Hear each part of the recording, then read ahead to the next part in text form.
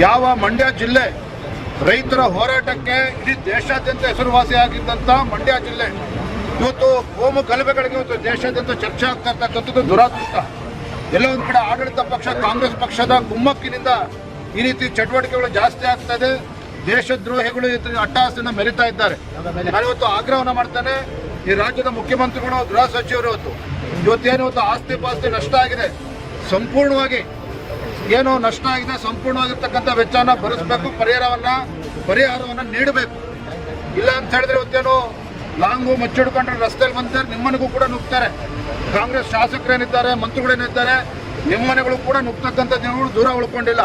ಇದೆಲ್ಲ ನಿಮ್ಮ 420 ರಾಜಕಾರಣವನ್ನು ಬಿಟ್ಟು ಇವತ್ತು ಹಿಂದೂ ಕಾರ್ಯಕರ್ತರಿಗೆ ಅನ್ಯಾಯ ಆಗಿದೆ, ಅವ್ರ ಮೇಲೆ ದಬ್ಬಾಳಿಕೆ ಮಾಡ್ತಕ್ಕಂಥ ಕೆಲಸ ಏನು ದೇಶದ್ರೋಹಿಗಳು ಮಾಡಿದ್ದಾರೆ, ಆ ದೇಶದ್ರೋಹಿಗಳು ಮಟ್ಟ ಹಾಕ್ತಕ್ಕಂಥ ಕೆಲಸವನ್ನು ಮಾಡಬೇಕು.